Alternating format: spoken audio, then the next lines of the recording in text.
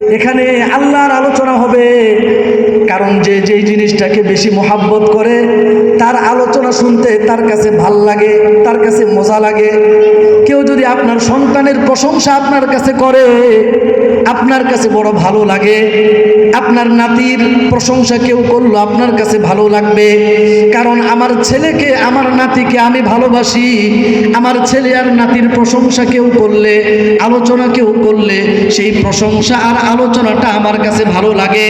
আল্লাহ রাব্বুল আলামিন বলে, ও বান্দা, তুমি না আমারে মহব্বত করো, তুমি না আমারে ভালোবাসো, আমার আলোচনা যেখানে হয়, আমার প্রশংসা যেখানে হয়, ওই মাহফিলগুলো খুঁজে খুঁজে বের করো, ওই মজলিসগুলো খুঁজে খুঁজে বের করো। কারণ তুমি আমাকে যদি মনে মনে স্মরণ করো, আমি আল্লাহ তোমাকে মনে মনে স্মরণ করি। আল্লাহ রাব্বুল আলামিন বলে, বান্দা, তুমি আমাকে মনে মনে স্মরণ করবা, আমি আল্লাহ তোমাকে মনে মনে স্মরণ করব। ওয়াইন যাকারাতু ওয়াইন যাকারানি ফি মালাইন।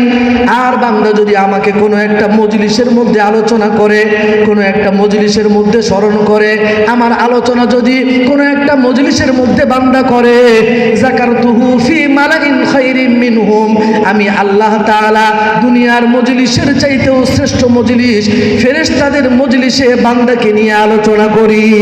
সুবহানাল্লাহ। আল্লাহ রাব্বুল আলামিন বলেন, বান্দা আমার তালাশে, আমার খোঁজে, আমার জানার জন্য, আমাকে জানবার জন্য, আমার নৈকট্য অর্জন করবার জন্য তুমি যদি অর্ধ হাত অগ্রসর হও, ওয়াইন তাকাররাবা ইলাইয়া বিশিবরিন তাকাররাবতু ইলাইহি যিরান। আল্লাহ তাআলা বলেন, বান্দারে, তুমি যদি আমার দিকে অর্ধ হাত অগ্রসর হও, আমি আল্লাহ তাআলা তোমার দিকে এক হাত অগ্রসর হব। ওয়াইন তাকাররাবতা ইলাইয়া যিরান তাকাররাবতু ইলাইহি বান। আর বান্দা, যদি তুমি আমার দিকে এক হাত অগ্রসর হও, আমি আল্লাহ তাআলা তোমার দিকে দুই হাত পর্যন্ত অগ্রসর হব। এরপরে আল্লাহ তাআলা বলেন, বান্দা শুধু তাই নয়, ওয়াইন আতানি ইয়ামশি আতাইতুহু হারমালাতান। ও বান্দা, তুমি যদি আমার দিকে হেঁটে হেঁটে আসো, আমি আল্লাহ তোমার দিকে দৌড়ায়া দৌড়ায়া যেতে থাকবো। সুবহানাল্লাহ। আপনি আল্লাহকে তালাশ করার জন্য এক হাত অগ্রসর হবেন, আমার আল্লাহ আপনাকে পাওয়ার জন্য দুই হাত অগ্রসর হয়। সুবহানাল্লাহ। হযরত সালমান ফারসি রাদিয়াল্লাহু তাআলা আনহু পারস্যের অধিবাসী, পারস্যে তিনি থাকেন। তার বাবা একজন অগ্নি পূজারী, আগুন পূজারী, আগুনের পূজা করে। একদিন তিনি হাঁটতেছেন রাস্তা দিয়া, তখন খ্রিস্ট ধর্ম হচ্ছে সত্য ধর্ম, তখনও পর্যন্ত ইসলাম ধর্ম আগমন করে নাই। হযরতে সালমান ফারসির বাবা একজন পুরোহিত, আগুনের পূজা করেন। কিভাবে আগুন পূজা করতে হয়, নিয়ম কানুনগুলো তার জানা আছে। দীর্ঘদিন পর্যন্ত তিনি আগুনের পূজা করেন।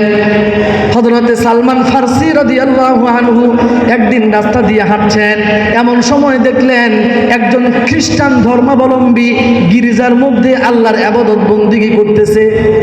তার কাছে বড় ভালো লাগলো।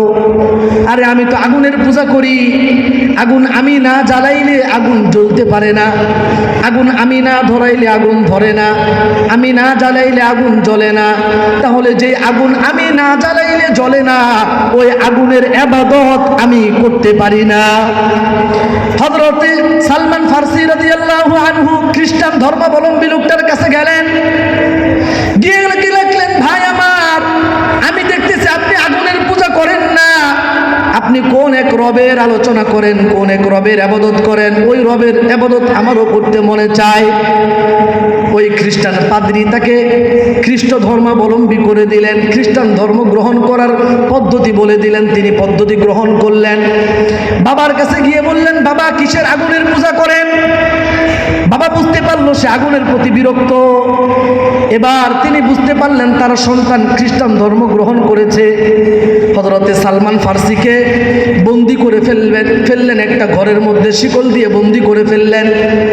সালমান ফারসি রাদিয়াল্লাহু আনহু আল্লাহর কাছে দোয়া করলেন, আল্লাহ আপনাকে পাবার জন্য আমি যখন চলা শুরু করলাম, এরপরে এখন আমার উপর বিপদ নামা শুরু হয়ে গেছে। কারণ যে লোকটা আল্লাহর দিকে ধাবিত হয়, আল্লাহ তাআলা তাকে পরীক্ষা করেন। বান্দা তুমি আমার কাছে আসবা, পরীক্ষা বারবার পরীক্ষা দিয়ে আমার কাছে আসবা। হযরতে সালমান ফারসি রাদিয়াল্লাহু আনহু পরীক্ষার সম্মুখীন হয়ে গেলেন। বাবা তারে বন্দি করে ফেললো। অনেক লম্বা চূড়া ঘটনা। হযরতে সালমান ফারসি রাদিয়াল্লাহু আনহু যে কোনোভাবে বন্দিশালা থেকে মুক্ত হয়ে সোজা চলে গেলেন সিরিয়ায়, শামে চলে গেলেন, সিরিয়ায় চলে গেলেন। সিরিয়ায় একজন খ্রিস্টান পাদ্রীর কাছে গেলেন, কিছুদিন থাকলেন। খ্রিস্টান পাদ্রী মৃত্যুবরণ করবে, এমন সময় তাকে জিজ্ঞেস করা হলো, হযরত আপনি তো কিছুদিন পরে হয়তো মৃত্যুবরণ করবেন, আপনার মরার পরে আমি কাকে অনুসরণ করব, কার কথা মেনে চলব? আপনি জীবিত থাকাকালীন আপনার সান্নিধ্য অর্জন করলাম, আপনি যদি মৃত্যুবরণ করেন আমি কার কথা মেনে চলব, কাকে অনুসরণ করব? হযরতে সালমান ফারসি রাদিয়াল্লাহু আনহুকে তিনি বললেন, আমি যদি মৃত্যুবরণ করি তাহলে সিরিয়ার অমুক জায়গায় আরেকজন পাদ্রী আছে, সৎ লোক আছে, নিষ্ঠাবান লোক আছে, তার অনুসরণ করবা। হযরতে সালমান ফারসি রাদিয়াল্লাহু আনহু এই লোকের মৃত্যুর পরে তার কাছে চলে গেলেন, দ্বিতীয় জনের কাছে গেলেন। দ্বিতীয় জন মৃত্যুর সম্মুখীন, মৃত্যুর সন্নিকটে। এবার তার কাছে জিজ্ঞেস করলেন, আপনি যদি মৃত্যুবরণ করেন আমি কার কাছে যাব? তিনি বললেন, অমুকের কাছে যাবা। এইভাবে একজন দুজন করতে করতে পাঁচজন পাদ্রী অতিক্রম করলেন, পাঁচজনের সান্নিধ্য অর্জন করেছেন। কাকে পাওয়ার জন্য? জোরে বলেন, কাকে পাওয়ার জন্য? আল্লাহকে পাবার জন্য বন্দিশালা থেকে মুক্ত হলেন। আল্লাহকে পাবার জন্য একজন পাদ্রীর সান্নিধ্য শেষ করে আরেকজন পাদ্রী, আল্লাহকে পাবার জন্য পাঁচজন পাদ্রীর ভায়া শেষ করলেন, সান্নিধ্য অর্জন করলেন। পঞ্চম পাদ্রীর কাছে জানতে চাইলেন, আপনি যদি মৃত্যুবরণ করেন তাহলে আমি কার শরণাপন্ন হব, কার কাছে যাব?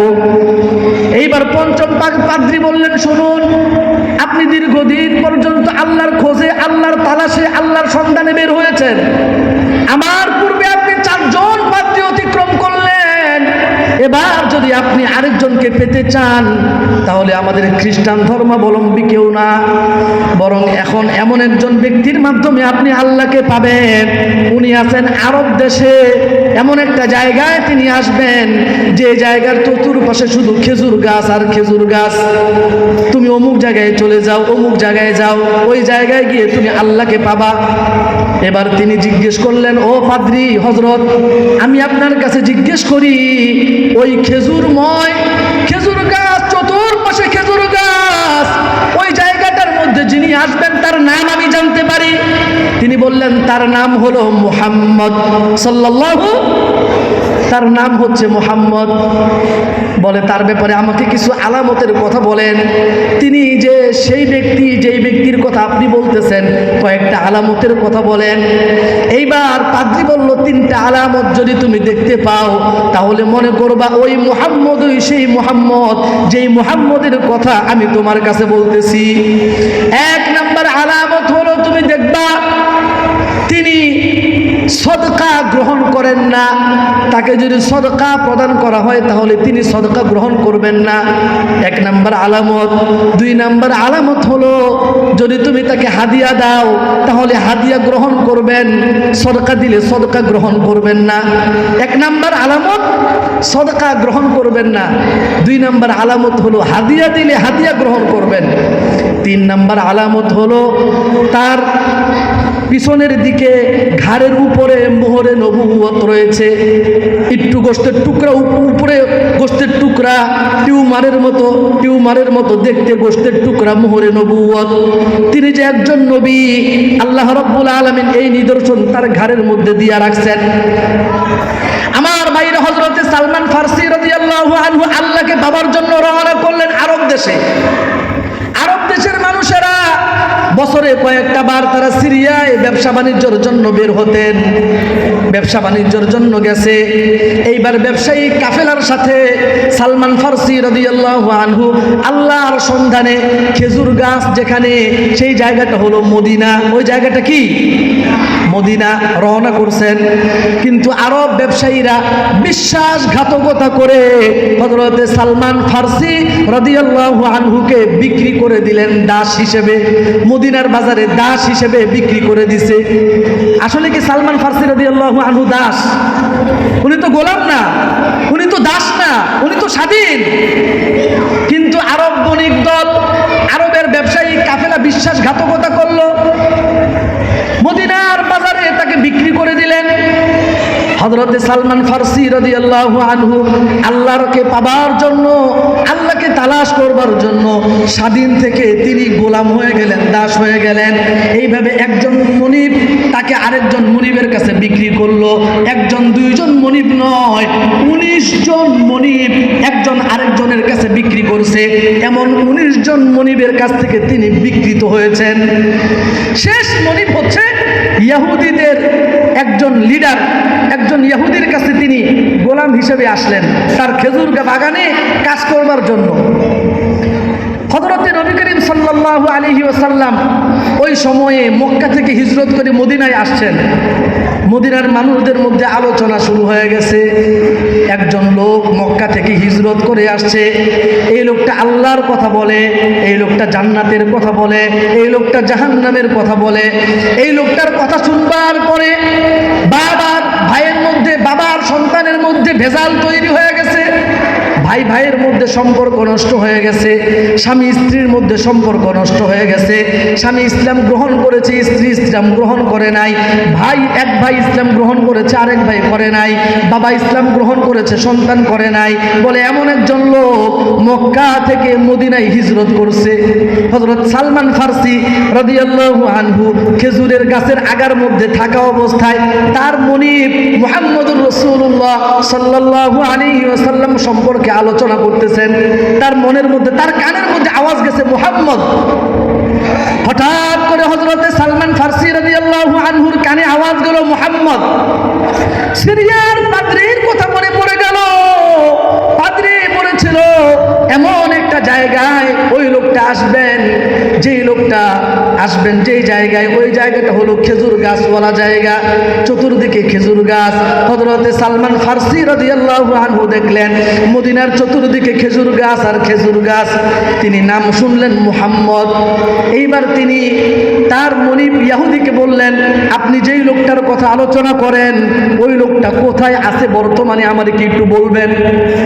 যখন মনিবের কাছে মুহাম্মদ সাল্লাল্লাহু আলাইহি ওয়াসাল্লাম সম্পর্কে জানতে চাইলো, এমন জোরে এক চটকানা মারছে, চটকানা মাইরা বলতেছে, তুই তোর কাজ করতে যা, তুমি মুহাম্মদের নিয়ে কি করবা? মুহাম্মদের কথা শুনিল না, ও হলো একটা পাগল।